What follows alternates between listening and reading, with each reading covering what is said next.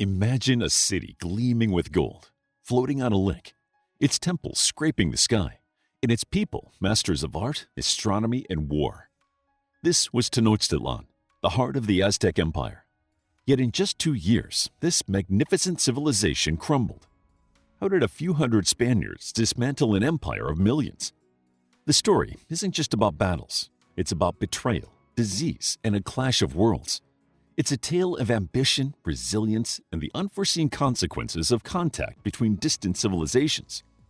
As we delve into the fall of the Aztecs, we'll uncover surprising alliances, devastating epidemics, and the enduring legacy of a people whose influence persists even today.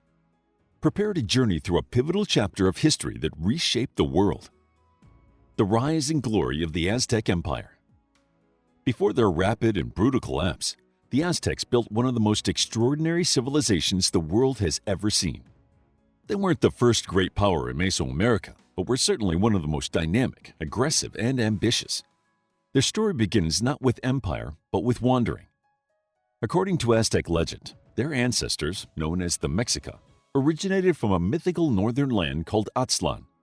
Guided by their war god Huitzilopochtli, they migrated south for centuries in search of a sign, an eagle perched on a cactus devouring a snake. This omen, they believed, would reveal the place where they were meant to settle. They found that sign in the middle of a lake. In 1325, on a swampy island in the center of Lake Texcoco, the Mexica founded Tenochtitlan, the future capital of their empire, and, at its height, one of the largest and most advanced cities on Earth. They didn't just adapt to the watery terrain, they mastered it, building causeways, aqueducts, and a network of chinampas, or floating gardens, that turned marshland into fertile farmland. These innovations helped sustain a growing urban population that reached over 200,000 by the early 16th century. But the Aztecs weren't alone. Tenochtitlan formed part of a triple alliance with the neighboring cities of Texcoco and Tlacopan.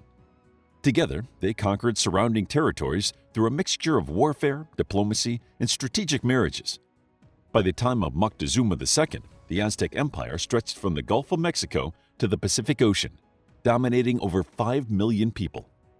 Tributes, like taxes, flowed into the capital in the form of cacao, feathers, cotton, jade, and human captives. The Aztec economy thrived on commerce and tribute. Every town in the empire paid up or faced violent retaliation. But there was another, darker side to this power: religion. The Aztecs believed their gods required constant nourishment, especially blood. Their cosmology centered around cycles of creation and destruction. They offered human sacrifices, sometimes in the thousands, to keep the sun rising and the universe in balance. Captives from the war were marched up temple steps, their hearts cut out by priests with obsidian blades. To the modern eye, this seems horrifying, but to the Aztecs, it was sacred. Sacrifice was the highest honor. The Aztecs sought to capture warriors, not kill them, because captives fed the gods. These rituals weren't acts of cruelty, they were cosmic insurance. Their temples soared skyward, their marketplaces buzzed with color and sound. Their priests, architects, and astronomers were deeply respected. The Aztecs developed 2 calendar systems, tracked the planets, and made accurate astronomical predictions. Their language, Nahuatl, was richly expressive and still survives today in Mexican Spanish through words like chocolate, tomato, and avocado.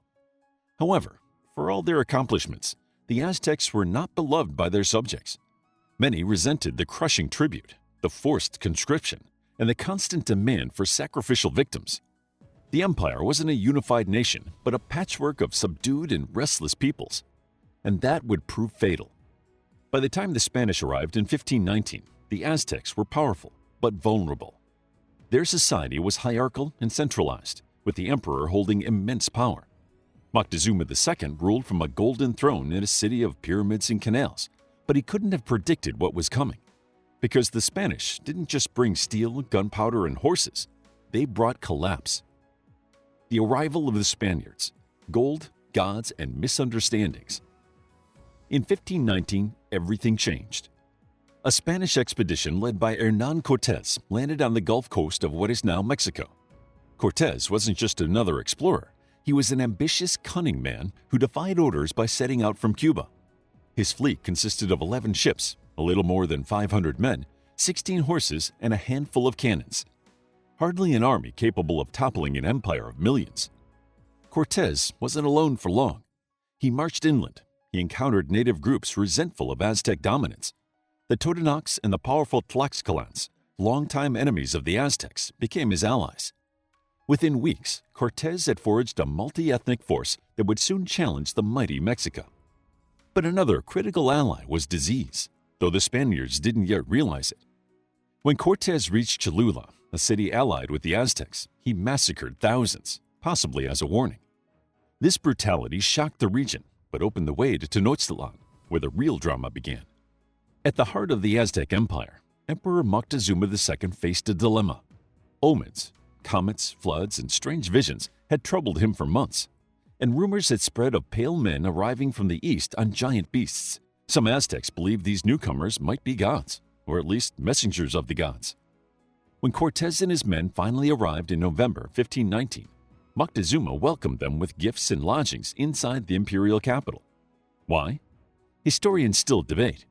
Some argue Moctezuma truly believed Cortez was Quetzalcoatl, a returning god. Others suggested it was political strategy, a careful attempt to observe and control these strange visitors. Either way, the hospitality was short-lived. Cortez soon turned against his hosts. He took Moctezuma hostage in his own palace and tried to rule the city through him. The Aztecs tolerated this for a time, but tensions exploded when Spanish soldiers, left behind during Cortez's absence, massacred nobles during a religious festival. The people revolted. Stones and arrows rained down. Moctezuma, attempting to calm the crowds, was struck and later died, either by Spanish hands or his own people's. The streets ran red. The Spanish, surrounded and starving, tried to flee. The result was La Noche Triste, the Night of Sorrows. On June 30, 1520, hundreds of Spaniards and their allies drowned or were slaughtered as they attempted a moonlit escape across the causeways. Cortez wept beneath a tree afterward, according to legend, but he was not defeated. Retreating to Tlaxcala, he regrouped, rebuilt, and returned. Now armed with more indigenous allies, a better understanding of the terrain, and a ruthless strategy, Cortez prepared to destroy the empire from within. The Spanish hadn't conquered the Aztecs in their first clash, but they had cracked open the door. And what came next would be unlike anything the New World had ever seen. The Siege of Tenochtitlan. Death comes by water, sword, and disease. In 1521, Cortez returned, not as a visitor, but as an invader. This time, he brought an army of up to 100,000 indigenous warriors, mostly Tlaxcalans. Their knowledge of the terrain, language, and Aztec tactics was indispensable. Without them, Cortez would have stood no chance. Tenochtitlan was ready. Now ruled by the young and defiant Emperor Cuauhtémoc, the Aztecs fortified bridges, canals, and temples. They fought fiercely despite the trauma of recent events, but the empire had already been mortally wounded. According to some accounts, in 1520, an African slave in the Spanish ranks had brought smallpox ashore.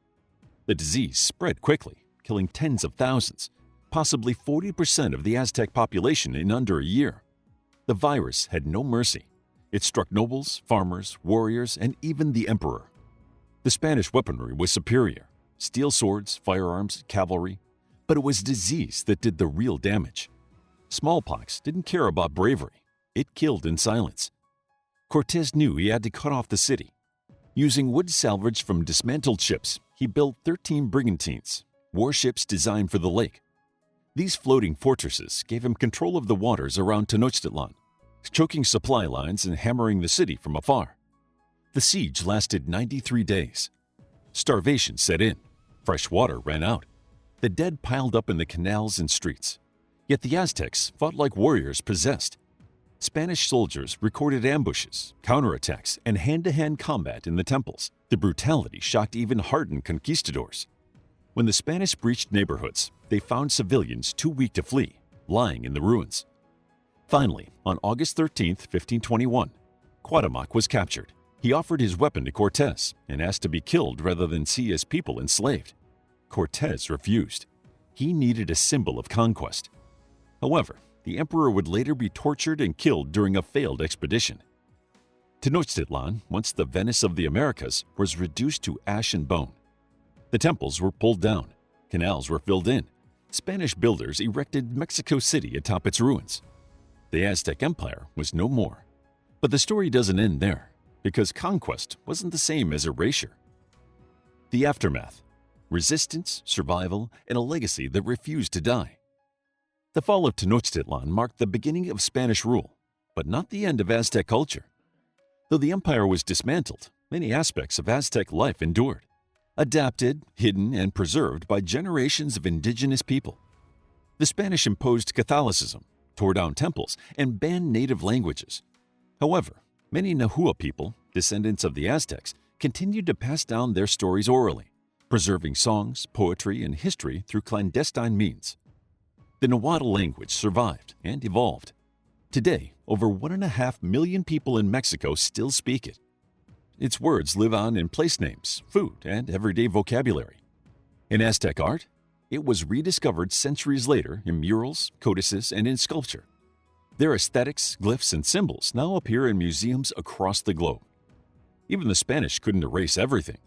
Many Mexican traditions, the Day of the Dead, the veneration of corn, the cosmology of duality, retain echoes of pre-Hispanic roots. There were also revolts. In the decades following the conquest, indigenous uprisings challenged Spanish authority. Leaders like Yanga, an Afro-Indigenous revolutionary, and Tupac Amaru in Peru kept rebellion alive. Though not Aztec by ethnicity, their movements were part of the broader resistance against colonial rule. Meanwhile, scholars began to take a second look.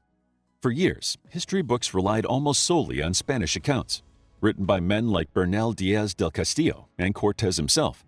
But in the 20th century, attention shifted to indigenous sources like the Florentine Codex, a 12-volume encyclopedia compiled by Spanish friar Bernardino de Sahuagin in collaboration with Nahua scribes.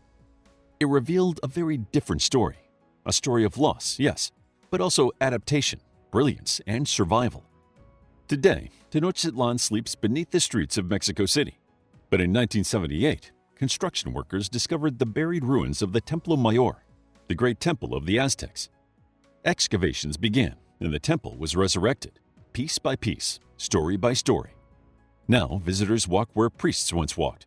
They see serpent heads carved in stone. They hear Nahuatl spoken in the streets. They taste ancient foods in modern dishes. The Aztecs are gone, but they are not forgotten. Conclusion: the fall of the Aztec Empire wasn't just about swords, ships, or even smallpox. It was a perfect storm, a collision of ambition, prophecy, betrayal, and unimaginable resilience.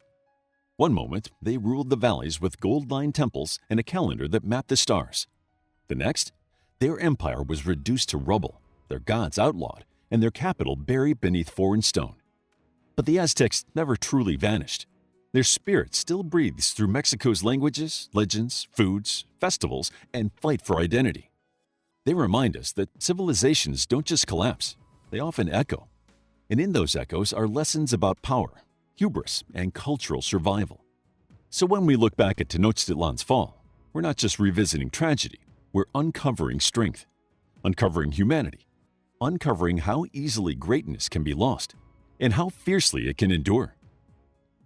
How would you like to get a deeper understanding of history, impress your friends, and predict the future more accurately based on past events? If this sounds like something you might be into, then check out the brand new Captivating History Book Club by clicking the first link in the description. To learn more about this amazing yet shrouded time in Mesoamerica, check out our book, Aztec History, a captivating guide to the Aztec Empire, mythology, and civilization. It's available as an ebook, paperback, and audiobook. If you found the video captivating, please hit the like button and subscribe for more videos like this.